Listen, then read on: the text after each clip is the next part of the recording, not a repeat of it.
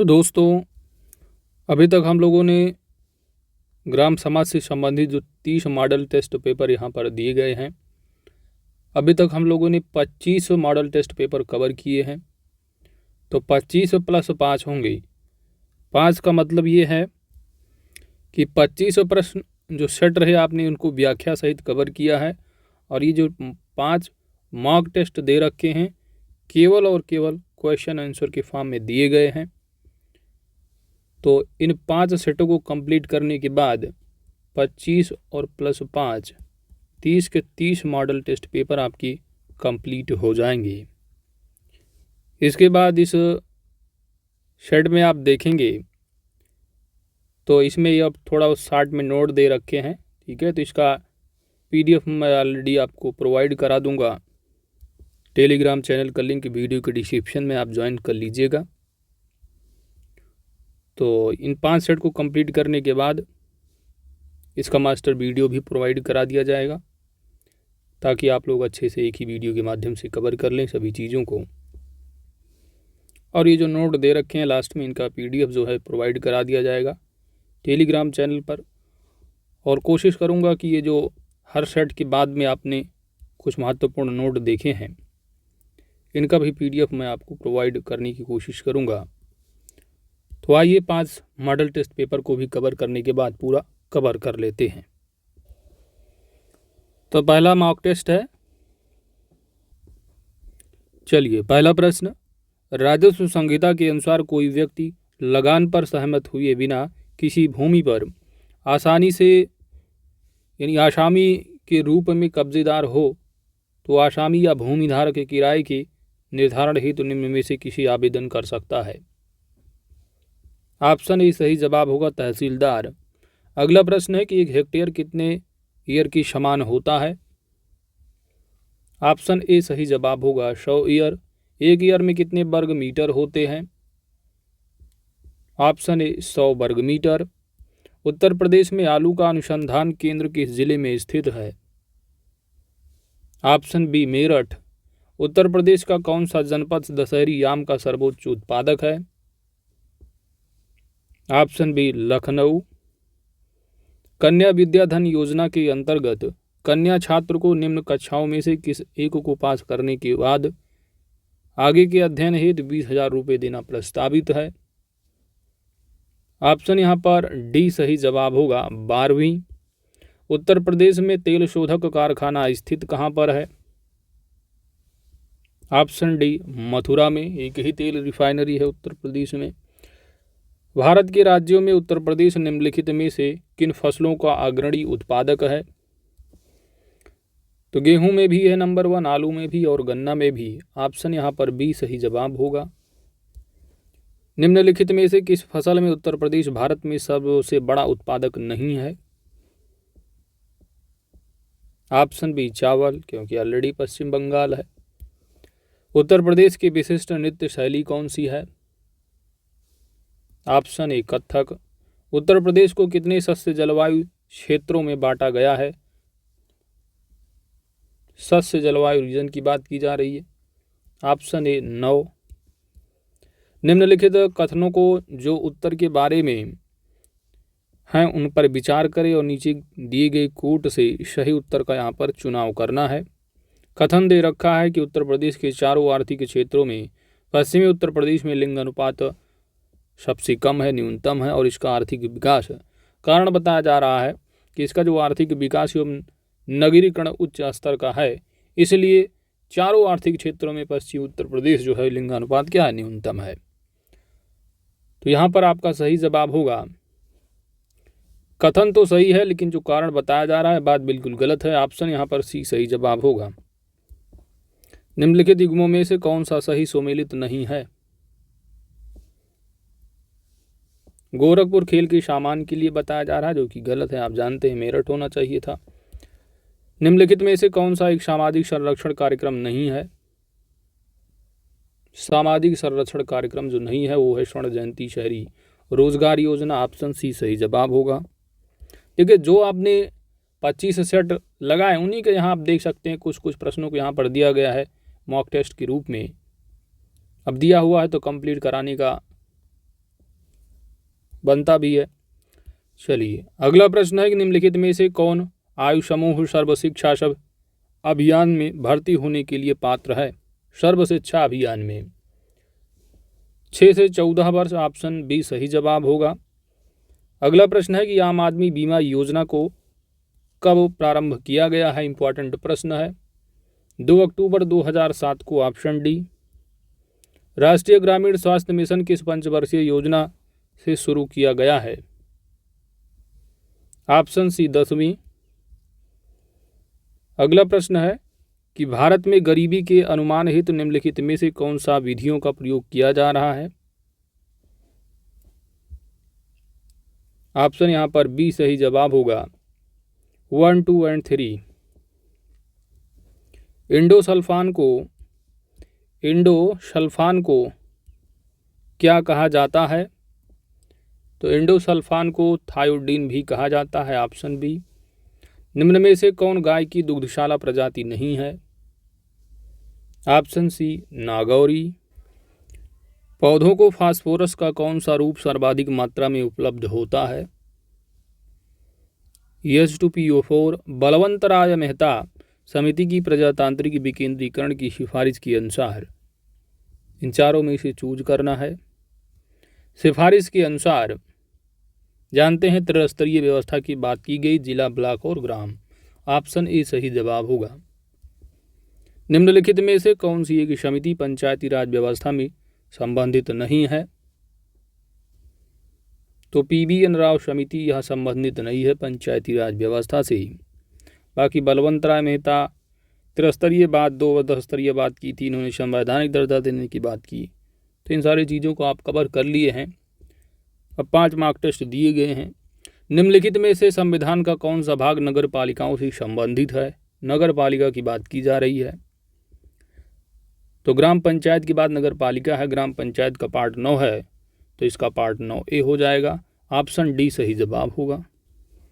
पंचायती राज का प्रधान लक्ष्य क्या है। तो चुनाव में लड़ने के लिए ग्रामवासियों को प्रशिक्षण देना। Option B. गजब हाल है इनमें यार, गलत भी बहुत दिए। इसका आंसर सी होना चाहिए, ग्रामवासियों की शक्ति का विकेंद्रीकरण की बात की गई है। ठीक है, तो ये आंसर भी दिए गलत। चलो यहाँ पर ऑप्शन सी होगा सही जवाब। पंचायती राज का प्रधान लक्ष्य है कि ग्रामवासियों में शक्ति का विकेंद्रीकरण की बात की गई है। बढ़ते हैं अगले सेट की ओर। अगला सेट है आपका दूसरा। चलिए इसका मैं 5 सेट का जो आंसर की है दे दूंगा। ठीक है, मानचित्र और देखो 5 सेट जो मॉडल टेस्ट पेपर दिए गए हैं, मॉक टेस्ट। ठीक है, इनका PDF टेलीग्राम पर दे दूंगा आंसर से, तो आप लोग भी कर लीजिएगा। बाकी मैं यहाँ कंप्लीट करवा दे रहा हूँ। टेलीग्राम ज्वाइन कर लीजिए, मिल जाएगा वहाँ पर पूरा का पूरा 5 टेस्ट का मॉडल टेस्ट पेपर और साथ ही साथ PDF भी दे देंगे दोस्त। ठीक है, चलो आप लोग थोड़ा बहुत इन लोगों में मिस्टेक किया है तो ठीक कर लीजिएगा आप लोग। अब इतना वक्त नहीं है, अब एक एक प्रश्न को देखोगे तो फिर वीडियो टाइम पर नहीं मिल पाएगा। बाकी जहाँ पर मुझे दिख रहा मैं सही कर देता हूँ। चलो पहला प्रश्न है कि मानचित्र और अभिलेख के पुनरीक्षण उपरांत पुष्टि कौन सा अधिकारी करता है। तो उसकी पुष्टि जो है सहायक अभिलेख अधिकारी के द्वारा की जाती है। ऑप्शन ही सही जवाब होगा। 1 एकड़ कितने वर्ग फुट के समान होता है। तो 1 एकड़ बराबर होगा 43,507 वर्ग फुट होगा। 1 एकड़ में कितने वर्ग मीटर होते हैं। 1 एकड़ में कितने वर्ग मीटर। 404.8 होना था। चलो आप लोग जो है चैप्टर नंबर 16 घटना चक्र 2022 एडिशन को कवर कर लीजिएगा। ठीक है, भूमि पैमाइश पैमाना वाला, तो वहाँ पर डाटा मिल जाएगा आपको। उत्तर प्रदेश में प्रथम बायोटेक पार्क अवस्थित कहाँ पर है। पहला बायोटेक पार्क सही जवाब होगा लखनऊ में। निम्नलिखित में से कौन उत्तर प्रदेश की पेयजल परियोजना है। उत्तर प्रदेश की पेयजल परियोजना गोकुल बैराज परियोजना है। Option C. अगला प्रश्न है कि सोनभद्र में निम्नलिखित में धातुओं में से कौन सी धातु पाई जाती है और नीचे दिए गए कोड से सही ज्ञान करें। यूरेनियम दे रखा है, एंडोलुसाइड दे रखा है, पायराइट है, डोलोमाइट है।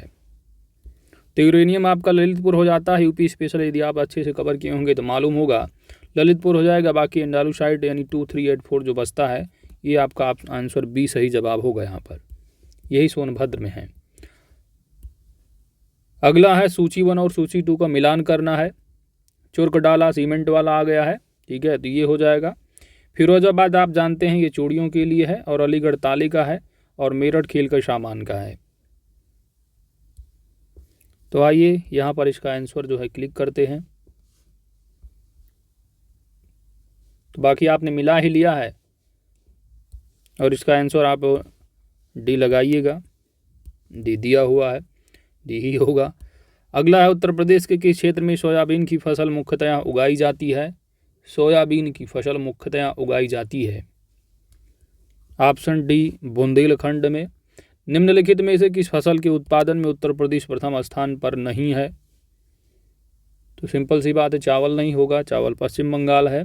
उत्तर प्रदेश में नवाबगंज पश्चिमी बिहार कहाँ पर स्थित है?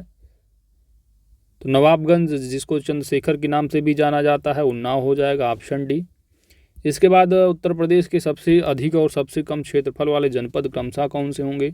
सबसे अधिक की बात की जा रही है और सबसे कम क्षेत्रफल। तो सबसे अधिक क्षेत्रफल देखोगे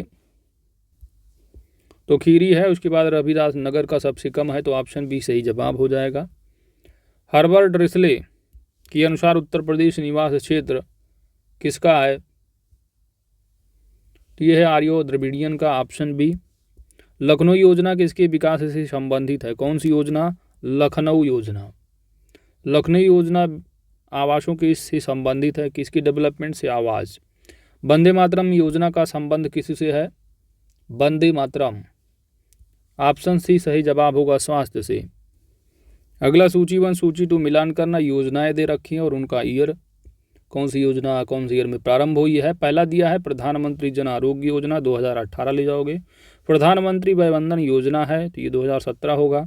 प्रधानमंत्री रोजगार प्रोत्साहन योजना है, तो ये किस टाइम पीरियड का है? 2015 होगा। और स्वच्छ भारत अभियान आप जानते हैं 2014 से 2019 तक टारगेट रहा, तो स्वच्छ भारत अभियान 2 चल रहा है। तो यहाँ पर आप मिलाओगे तो ऑप्शन ए सही जवाब हो जाएगा। निम्नलिखित में से किस वर्ष में स्वावलंबन योजना प्रारंभ की गई है? स्वावलंबन योजना, तो वर्ष होगा 2010, ऑप्शन ए सही जवाब होगा। अगला प्रश्न है कि भारत में ग्रामीण क्षेत्रों में गरीबी रेखा को निर्धारित करने के लिए निम्न प्रति व्यक्ति प्रतिदिन कैलोरी ग्राह्यता में से किस एक की संस्तुति की गई है?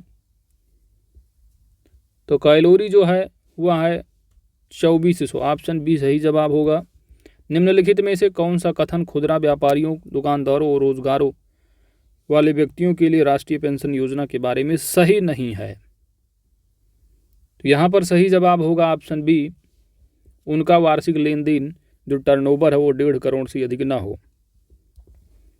सेरीकल्चर का संबंध किससे है? सेरीकल्चर, तो रेशम कीट पालन से होगा। अगला प्रश्न है कि गेहूं की सोनालिका किस्म निम्नलिखित में से किस रोग की रोगरोधी है? क्यों, कौन सी? तो ये जो सोनालिका किस्म है गेहूं की, किस रोग की रोगरोधी है? तो इसमें जो रोग है काला अथवा तना कीट की, ऑप्शन यहाँ डी सही जवाब होगा। जीवाश्म की सक्रियता से क्या होता है? मृदा में अम्लता बढ़ती है, ऑप्शन डी। सरकार की पंचायती राज प्रणाली की प्रमुख विशेषताएं क्या हैं? प्रमुख विशेषता है, तो इनका आंसर ये दे रखा है, ठीक है, जो कि मेरे हिसाब से सभी होने चाहिए कि इन सरकार में 3 श्रेणियां होती हैं। सर पंचायती राज में गांव के आर्थिक, सामाजिक और आर्थिक न्याय की बात की जाती है। साथ ही साथ जिला परिषद में इसके जो सदस्य के रूप में कुछ जो है सांसद भी होते हैं। तो यहाँ पर आंसर डी होना चाहिए, ऑप्शन डी, ठीक है, ये दिया है, आप लोग सही कर लीजिएगा। प्रश्न साथ ही साथ पीडीएफ मिल जाएगा टेलीग्राम पर, आप अपने हिसाब से जो चाहे करिएगा। भारत में त्रिस्तरीय पंचायती राज व्यवस्था की सिफारिश की थी, किसने की थी? त्रिस्तरीय, तो त्रिस्तरीय की जो बात की थी बलवंत राय मेहता समिति, ऑप्शन बी। अगला प्रश्न है कि निम्न युग्मों में से कौन सा एक सुमेलित नहीं है? सुमेलित नहीं है, कौन सा नहीं है? तो लखनऊ एक छावनी परिषद है, बात बिल्कुल सही है। कानपुर नगर निगम है, बात बिल्कुल सही है। और गाजियाबाद नगर पालिका बताया जा रहा है, जो कि गलत है, बात बिल्कुल सही है। तो ऑप्शन सी यहाँ सही जवाब हो जाएगा। काकोरी एक नगर पंचायत है। तो आप जानते हैं गाजियाबाद नगर निगम से जाना जाता है। अगला है आपका, उत्तर प्रदेश में पंचायती राज संस्थाओं में महिलाओं के लिए आरक्षित स्थानों की संख्या कितनी है? उत्तर प्रदेश में तो महिलाओं की आबादी यहाँ पर आप लगाओगे कि जो कुल स्थान होते हैं उसका 1/3, ठीक है, क्योंकि ऑलरेडी कई बार आप ऐसे प्रश्नों को देख चुके हो। और जब आप पॉलिटी भी पढ़ते तो आपको मालूम होगा 243D, इसमें क्लॉज जो तीसरा दिया हुआ है वो बात करता है महिलाओं के आरक्षण से। तो 1/3 है, नॉट लेस देन 1/3। चलिए बढ़ते हैं अगले सेट की ओर। अगला सेट नंबर है तीसरा, और यदि आप टोटल में काउंट करोगे तो हो जाएगा 28, क्योंकि 30 सेट दिए हैं, 25 व्याख्या सहित और 5 मॉक टेस्ट। पहला प्रश्न है कि मानचित्र और अभिलेख की पुनरीक्षण की प्रक्रिया में निम्न में से किस अधिकारी द्वारा सत्यापित की जाती है? देख रहे हैं यही प्रश्न फिर घुमा के दे दिया क्या यार। ऑप्शन ए सही जवाब होगा, अभिलेख अधिकारी। अगला प्रश्न है कि 1 एकड़ कितने वर्ग गज के बराबर होता है? अभी इन्होंने पिछले प्रश्न में देखा कि 4847 दे रखा था, क्या बना रखे बेवकूफ़, 4840 ही सही जवाब होगा। तो आप लोग सही करिएगा। सिंपल सी बात, थ्योरी का पार्ट आप देख लीजिएगा, घटना चक्र 2022 एडिशन को, चैप्टर नंबर 16। भूमि पैमाने से जितने भी डाटा हैं सब वहाँ पर कंफर्म हो जाएंगे। अगला प्रश्न है कि एक पक्का बीघा में कितने वर्ग फुट के बराबर होता है? तो ऑप्शन यहाँ पर बी सही जवाब दिया रखा है। अगला प्रश्न है निम्नलिखित में युगों में से कौन सा सही सम्मिलित नहीं है?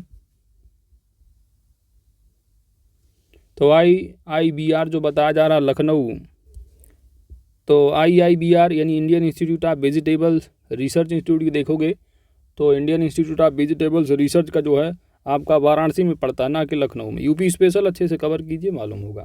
तो ऑप्शन ए सही जवाब होगा, बिल्कुल गलत सुमेलित है। बाकी पल्सेस का तो दे रखा है, पल्स रिसर्च कानपुर है। और आपका जो पशु वाला है, पशु चारा का, पशु ठीक है, पशु जो बकरी संधान ठीक है, इज्जतनगर बरेली, पशु वाला देखोगे। इसके बाद यहाँ पर जो दे रखा है आपका पौधर चारा अनुसंधान, ठीक है, तो झांसी, ठीक है, तो सभी बाकी सम्मिलित है। ऑप्शन यहाँ गलत है। आगे बढ़ते हैं। अगला प्रश्न है दोस्तों 5वां नंबर, उत्तर प्रदेश सरकार द्वारा फरवरी 2013 में अधिसूचित पीड़ित मुआवजा योजना के अंतर्गत निम्नलिखित में से कौन सा आच्छादित है? ऑप्शन यहाँ पर आपका सी सही जवाब होगा, 1 to 4। अगला प्रश्न है निम्नलिखित युग्मों में से कौन सा सम्मिलित नहीं है? यहाँ पर जो सम्मिलित नहीं है वो है भारत इलेक्ट्रॉनिक्स लिमिटेड नोएडा, जो बताया जा रहा है बिल्कुल गलत है। बाकी सभी सही सम्मिलित हैं। उत्तर प्रदेश में सॉफ्टवेयर तथा बिजनेस प्रोसेस आउटसोर्सिंग उद्योग का सबसे बड़ा केंद्र कहाँ पर अवस्थित है? तो यह होगा आपका ग्रेट नोएडा में। ऑप्शन यहाँ पर सी सही जवाब होगा। महापरिनिर्वाण मंदिर कहाँ पर अवस्थित है? कुशीनगर में। ऑप्शन यहाँ पर ए सही जवाब है। उत्तर प्रदेश में ग्राम प्रधान से संबंधित निम्नलिखित कथनों पर ध्यान दीजिए। ग्राम प्रधान से संबंधित बताना है। पहला दिया है कि वह ग्राम सभा द्वारा अपदस्थ किया जा सकता है। तो थ्योरी के पार्ट आप कवर किए होंगे तो आपको मालूम होगा, बिल्कुल सही बात की जा रही है। तो ये पहला तो सही हो रहा है। पहला दिया है कि फिर उसके बाद दूसरा है कि पद ग्रहण करने की तिथि से 2 वर्ष बाद ही वो अपदस्थ किया जा सकता है। बिल्कुल बात सही है।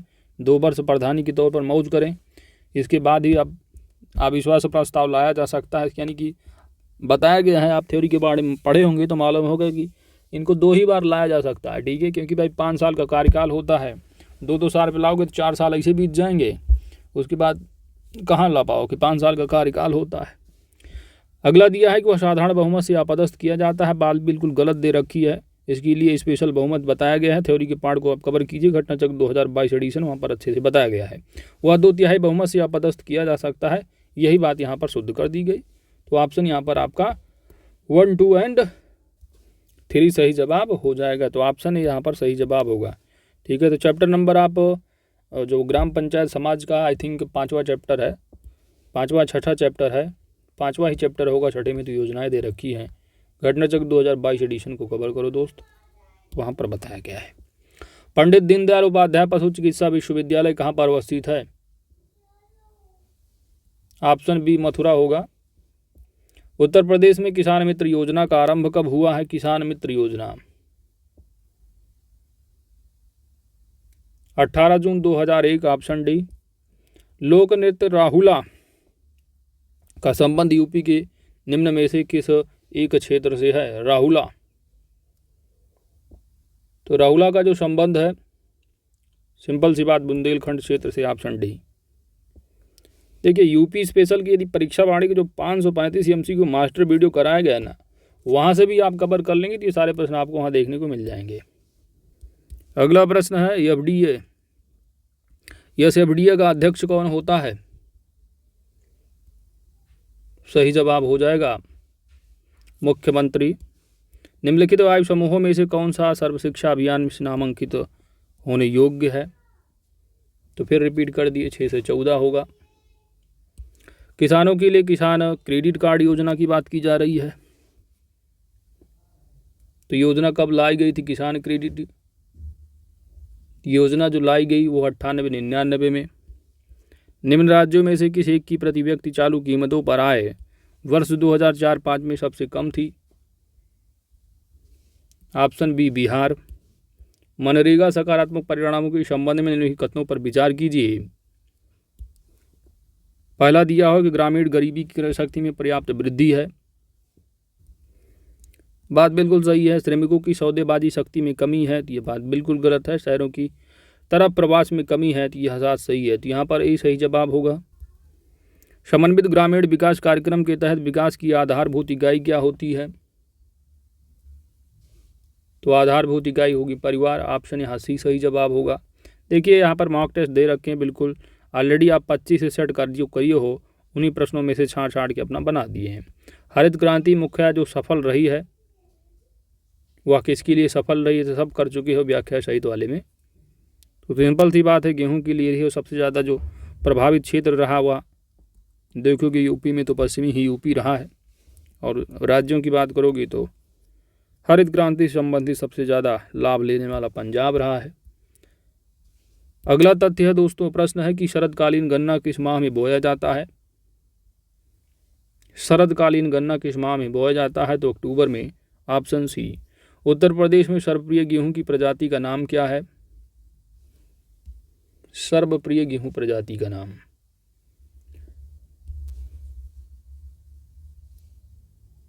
तो यूपी होगा नाम, यूपी 2338। अगला प्रश्न है कि पंचायती राज का मुख्य उद्देश्य क्या है? तो इसका जो मुख्य उद्देश्य है वो है लोगों की विकासमूलक प्रशासन में भागीदारी की योग्य बनानी है, लोकतांत्रिक शक्ति का विकेंद्रीकरण की बात करता है। अगला है 23 नंबर, इस 73वें संविधान संशोधन का अभिपालन करने वाला जो पहला राज्य रहा है। तो सबसे पहले जो लागू किया गया था आप जानते हैं 2 अक्टूबर 1959 को, तो राजस्थान में लागू हुआ। इसके बाद आंध्र प्रदेश में यहाँ से शुरुआत की गई है ना। उस समय जो प्रधानमंत्री रहे जवाहरलाल नेहरू, नागौर डिस्ट्रिक्ट राजस्थान से शुरू किए थे। अब थ्योरी में अच्छे से कवर कीजिए दोस्त, ना पढ़े हो तो पढ़ना जरूरी है थ्योरी। इसके बाद फिर आंध्र प्रदेश चले गए, वहाँ स्टार्टिंग किया। लेकिन जब संवैधानिक दर्जा मिला, जानते हैं 24 अप्रैल 1993 से जो है लागू हुआ पंचायती राज सिस्टम, तो उसके बाद जो सबसे पहले जो चुनाव हुआ पंचायती राज का वो मध्य प्रदेश में, इसलिए ऑप्शन यहाँ पर एक सही जवाब होगा। आंसर क्या होगा? मध्य प्रदेश। पंचायत निर्वाचन हेतु राज्य निर्वाचन आयुक्त नियुक्त किया जाएगा, तो राज्य के राज्यपाल के द्वारा, ऑप्शन सी सही जवाब होगा। पंचायत समिति के सदस्य हैं, तो पंचायत समिति के सदस्य की बात की जा रही, जानते हैं 3 लेवल होता है, गांव का लेवल यानी ग्राम सभा और पंचायत समिति, और जिला परिषद होता है 3 स्तर। तो दूसरे स्तर जो पंचायत समिति होती है, तो यहाँ पर जो प्रमुख होते हैं ना, प्रमुख, तो प्रमुख कौन बनता है? तो जो बीडीसी मेंबर होते हैं, ब्लॉक डेवलपमेंट कमेटी मेंबर, यानी जो क्षेत्र पंचायत सदस्य होते हैं। तो यहाँ पर यही बात पूछी जा रही है कि जो क्षेत्र पंचायत सदस्य या पंचायत समिति के जो सदस्य होते हैं इनका चुनाव कैसे होता है। तो समझ आ गया होगा कि बीडीसी का चुनाव जो है प्रधानी के साथ ही होता है, और वो जनता के द्वारा डायरेक्ट चुने जाते हैं। तो प्रत्यक्ष जनता के द्वारा हो गया, ऑप्शन ही सही जवाब होगा। चलिए बढ़ते हैं अगले सेट की ओर। अगला टेस्ट पेपर है चौथा और टोटल मॉडल टेस्ट काउंट करोगे 29। पहला प्रश्न पूछा जा रहा है कि निम्नलिखित में से कौन सा कथन किसान वही क्रमांक के संबंध में उपयुक्त नहीं है। तो यहाँ पर जो सही नहीं है उपयुक्त वो है ऑप्शन डी। एक पक्का बीघा कितने वर्ग मीटर के बराबर होता है, कितने वर्ग मीटर। तो 2529 ऑप्शन यहाँ सी सही जवाब होगा। एक पक्का बीघा कितना वर्ग गज के बराबर होता है।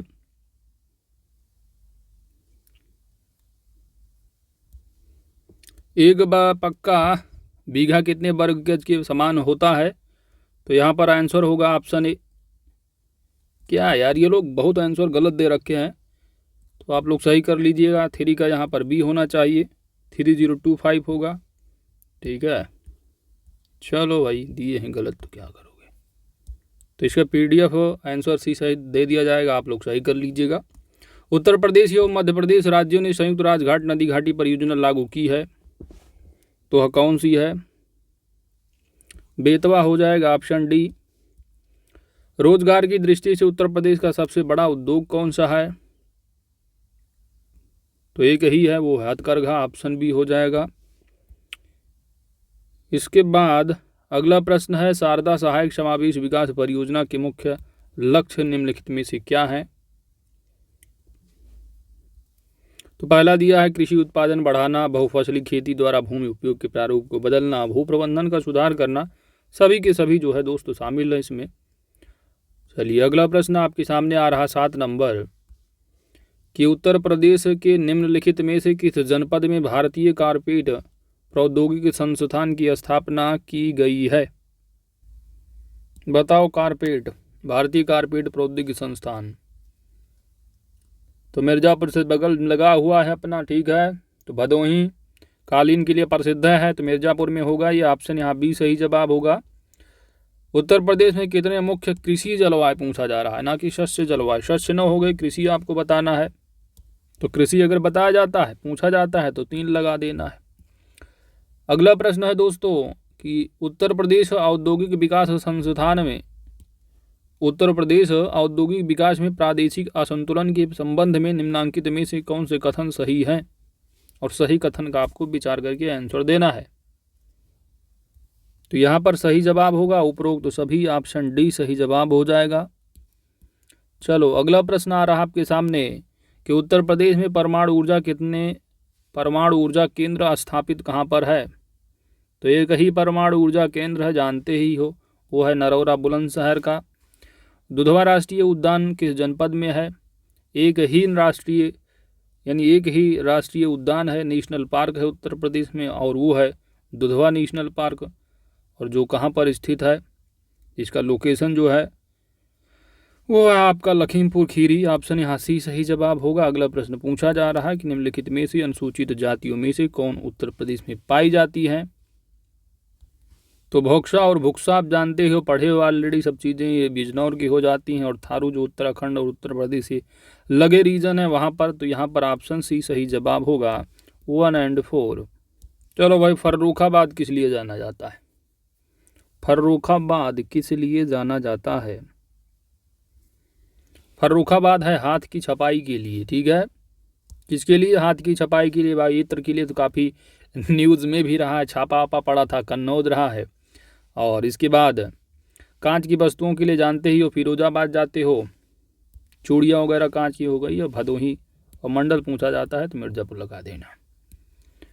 निम्नलिखित में से कौन सा कार्यक्रम ग्रामीण अवस्थापना विकास कोष के अंतर्गत नहीं आता है। ग्रामीण उद्योग, ऑप्शन डी। महिला समृद्धि योजना कब प्रारंभ हुई है। 2 अक्टूबर 1993। इसके बाद अगला प्रश्न है दोस्तों, नाबार्ड का मुख्य कार्य पूछा जा रहा है। तो इसका मुख्य कार्य यही है कि कृषि वित्त प्रदान करने वाली संस्थाओं के लिए पुनरावृत्ति की व्यवस्था करना। ऑप्शन सी सही जवाब होगा। गरीबी रेखा की संस्कृति, गरीबी की संस्कृति का विचार प्रस्तुत किया गया किसके द्वारा? ऑस्कर लुईस द्वारा। Option A. समन्वित बाल विकास परियोजना के अंतर्गत निम्नलिखित में से कौन सा एक सम्मिलित नहीं है?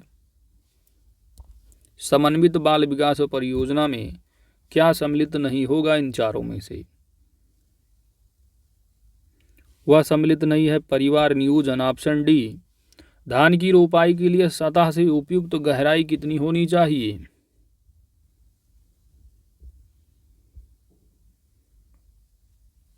पाँच सेंटीमीटर। कंपोस्ट क्या है? कंपोस्ट किसे कहते हैं? इन्हीं दोनों में बता दो। दैट इज कॉल्ड कार्बनिक पदार्थ। ऑप्शन ई सही जवाब होगा। निम्नलिखित सूचियों में से सुमेलित आपको करना है। सूचिया 1 सूची 2 दे रखा है, रोग दे रखा है और ये रोग की विशेषता है, किस रूप में होती हैं रोग ये। तो पहला दिया है झोंका। कौन सा रोग है? झोंका। तो झोंका जो रोग होता है वो जिंक की कमी से होगा। धारी जो रोग है वो किसकी कमी होगी? तो धारी रोग एक फफूंद लग जाती है, तो धारी रोग हो जाएगा फफूंद। इसके बाद खैरा रोग है। तो खैरा रोग जो है ये एक क्या है? वायरस, विषाणु होगा। जबकि जो टुंगरू रोग है जीवाणु हो, बैक्टीरिया है। तो इस तरह आप मिलाओगे तो ए का 4 एक में ही दिखेगा। ऑप्शन यहाँ पर ए सही जवाब हो जाएगा। पंचायती राज व्यवस्था का मूल उद्देश्य क्या सुनिश्चित करना है? पहला दिया है विकास में जन भागीदारी, दूसरा है राजनीतिक जवाबदेही और लोकतांत्रिक विकेंद्रीकरण। ऑप्शन ए सही जवाब होगा। 73वां संविधान संशोधन 24 अप्रैल 1993 से देश में प्रभावी हुआ और यह राजस्थान में प्रोत्साहित करेगा। ऑप्शन ए नई एकीकृत राज्य व्यवस्था। मनरेगा कार्यक्रम निम्नलिखित में से भारतीय संविधान के कौन से अनुच्छेद को लागू करने हेतु लाया गया है? तो सिंपल सी बात है, मनरेगा में मजदूरी ही करते हैं लोग, तो आर्टिकल नंबर आपका जो 43 है उसी से रिलेट करता है। ठीक है, living wages gym etcetera for workers के लिए होते हैं ना, कामदारों के लिए मजदूरी हो गई।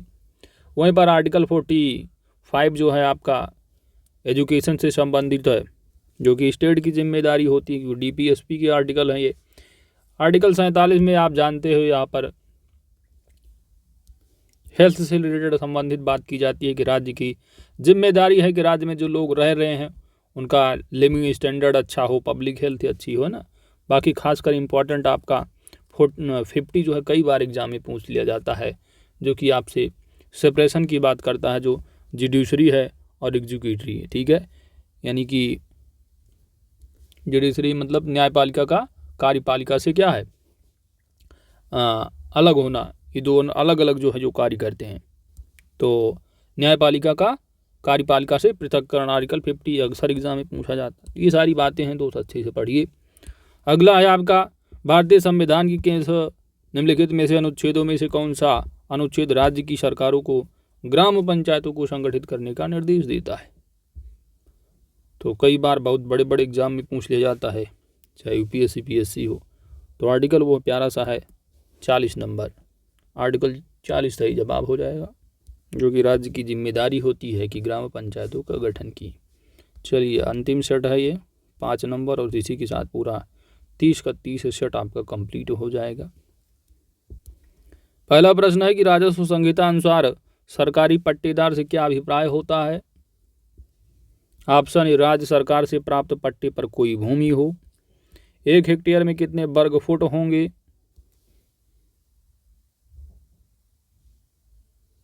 ऑप्शन ए होगा 1 हेक्टेयर में कितने एकड़ होते हैं। 1 हेक्टेयर में कितना एकड़ होगा? तो 24 है ना, 2.4711 होता है ना। तो ये लोग पता नहीं क्या दिए हैं। चलिए आप लोग चैप्टर नंबर 16 कवर कीजिएगा भूमि पैमाने से। ठीक है, बाकी PDF भी दे दूंगा, इसका देख लीजिएगा आप लोग। बड़ी गलतियाँ की हैं लोग। उत्तर प्रदेश में न्यूनतम क्षेत्रफल वाला जनपद कौन सा होगा? तो इन 4 विकल्पों में से बताना। ऑप्शन बी होगा सही जवाब, उत्तर प्रदेश। उद्योग बंधु योजना का उद्देश्य क्या है? उत्तर प्रदेश उद्योग बंधु योजना का उद्देश्य। ऑप्शन यहाँ पर बी सही जवाब होगा। अगला प्रश्न है, प्रसिद्ध नैमिषारण्य तीर्थ निम्न जनपदों में से किस एक में उपस्थित है?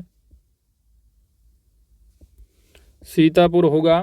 उत्तर प्रदेश में निम्न में से किस एक पर नाभिकीय ऊर्जा परियोजना है? तो नाभिकीय ऊर्जा जैसे भी आंख मूंद के मार देना आप, नरौरा बुलंदशहर का।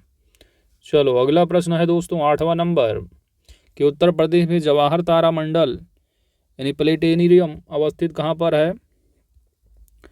तो प्लेनेटेरियम कहाँ पर अवस्थित है? तारामंडल जवाहर, प्रयागराज में। लेदर टेक्नोलॉजी पार्क कहाँ पर है? उन्नाव में। उत्तर प्रदेश में जैन एवं बौद्ध दोनों धर्मों का एक प्रसिद्ध जो तीर्थ स्थल है वो कौन सा है? कई बार एग्जाम में ऐसे प्रश्न पूछे जाते हैं बार बार। सही जवाब हो जाएगा कौशाम्बी। उत्तर प्रदेश में कितने कृषि जलवायु पूछा जा रहा है, कितने होंगे? 9। निम्नलिखित गलत युग्म को पहचानना है आपको। गलत युग्म तो वाराणसी सीमेंट बताया जा रहा है, जो कि गलत है। यूपी स्पेशल आप पढ़ते ही चुर्क डाला है सीमेंट के लिए। अगला है, उत्तर प्रदेश के बारे में नीचे दिए गए कथनों में से आपको बताना है कौन सा गलत है यानी सत्य नहीं है। ऑप्शन डी कि पिछले दशक में उत्तर प्रदेश में साक्षरता दर में पूरे देश की तुलना में अधिक तेजी से वृद्धि हुई। यह बात बिल्कुल गलत है। भारत में सामुदायिक विकास कार्यक्रम कब प्रारंभ हुआ था? भारत में सामुदायिक विकास कार्यक्रम 2 अक्टूबर 1952, ऑप्शन बी। चलो अंतिम सेट है, इसको भी कंप्लीट कर लो। राजस्व संहिता अनुसार, हाँ 15 नंबर प्रश्न है कि 2005-06 में प्रारंभ की गई भारत निर्माण योजना का अंग निम्नलिखित में से कौन सा नहीं है? ग्रामीण स्वच्छता। निम्नलिखित में से महिलाओं के लिए आय उत्पादन कार्यक्रम कौन सा नहीं है? तो उपरोक्त में से कोई नहीं, ऑप्शन डी। निम्नलिखित में से किस वर्ष में राष्ट्रीय भूमि अभिलेख आधुनिकीकरण कार्यक्रम प्रारंभ किया गया था? वर्ष 2008 में, ऑप्शन ए। भारत में नगरीय क्षेत्रों में बीपीएल परिवारों की पहचान के लिए निम्नलिखित में से कौन सी समिति गठित की गई थी? हाशिम समिति। भारत में सहकारी शाखा समितियों का अधिनियम कब पारित हुआ था? ऑप्शन यहाँ बी सही जवाब होगा, 1904। नहरों के किनारे वाली भूमि किस प्रकार की होती है? नहरों के सामने यह जो भूमि होगी वह क्षारीय होगी, ऑप्शन सी। उत्तर प्रदेश में कौन सी फसल जायद मौसम में खेती के लिए हाल में संशोधित की गई है? जायद फसल के लिए सब्जी, मटर, मूंगफली, जौ, मसूर 4 दिए गए हैं, इन्हीं में से सेलेक्ट करना है। तो ऑप्शन सी यहाँ पर सही जवाब हो जाएगा, जौ। 73वां संविधान संशोधन 1992 में निर्दिष्ट करता है, क्या करता है निर्दिष्ट? तो यह निर्दिष्ट करता है कि देश में मजबूत एवं जीवंत पंचायती राज संस्थाओं की बुनियाद रखना। ऑप्शन यहाँ सी सही जवाब होगा। अगला प्रश्न है दोस्तों, सीडीपी और एनईएस के पुनर्गठन के लिए 1957 ईस्वी में एनडीसी द्वारा स्थापित समिति का नाम बताना है और जिसने प्रणाली का सुझाव दिया था। बलवंत राय मेहता। किन राज्य सरकारों ने 2010 तक स्थानीय निकायों में महिलाओं का आरक्षण 50% कर दिया है? तो आर्टिकल 243D में लिखा है कि नॉट लेस देन 1/3 यानी किसी भी हाल में 1/3 से कम नहीं होना चाहिए, बाकी आप चाहो तो बढ़ा दो। तो 50% कौन से राज्य में हो गया है? ये राज्य में चल रहा है बिहार, मध्य प्रदेश और हिमाचल प्रदेश में 50% आरक्षण है। निम्नलिखित में से कौन संविधान के 73वें संविधान संशोधन में सम्मिलित है? तो 73वां संविधान संशोधन आप जानते हो पंचायती राज व्यवस्था से है, और पंचायती राज व्यवस्था में 3 स्तर की बात की गई है, जिला पंचायत, क्षेत्र पंचायत और ग्राम पंचायत। जबकि नगर पंचायत जानते हो म्यूनसिपालिटी में चला जाएगा, जो कि 74वां संविधान संशोधन के तहत है। इसलिए यहाँ पर 3 ही हैं, जिला, क्षेत्र और ग्राम। तो ऑप्शन बी सही जवाब हो जाएगा। तो दोस्तों इन्हीं 5 सेटों के साथ आपने 30 का 30 जो मॉडल टेस्ट पेपर रहा वह कंप्लीट कर लिया है। तो इन 5 सेटों का मॉडल टेस्ट पेपर जो आंसर की के साथ दिया है, इनमें आंसर की में थोड़ा मिस्टेक है, आप लोग सही कर लीजिएगा जो बताया गया है। और जो कुछ नोट दिए गए हैं, ठीक है, वन रिपोर्ट 2019 पढ़नी ही नहीं है, आपको 21 पढ़नी है, तो इसको इग्नोर कर दीजिएगा। बाकी जो छोटे मोटे नोट दिए गए हैं इनको आप कवर कर लीजिएगा। PDF इसका टेलीग्राम चैनल पर दे दिया जाएगा। पंचायती राज व्यवस्था महत्वपूर्ण तथ्य दिए हैं। मेरे हिसाब से अब घटना चक्र ही देखना, बाकी कहीं कहीं लोग मिस्टेक कर देते हैं, बड़ी दिक्कतें रहती हैं। बाकी मैं इसका PDF प्रोवाइड कर दे रहा हूं दोस्तों, ठीक है। इन 5 सेटों का मिल जाएगा, डोंट वरी। तो वीडियो अच्छी लगी है तो लाइक कीजिएगा, चैनल पर नए हैं तो सब्सक्राइब भी कर लीजिएगा, क्योंकि आपकी सब्सक्रिप्शन ही हमारी ताकत है। साथ ही ऑल नोटिफिकेशन ज़रूर प्रेस कर लीजिएगा दोस्त, ताकि आने वाली वीडियो की अपडेट्स आप सभी को प्राप्त होती रहे। Thanks for watching.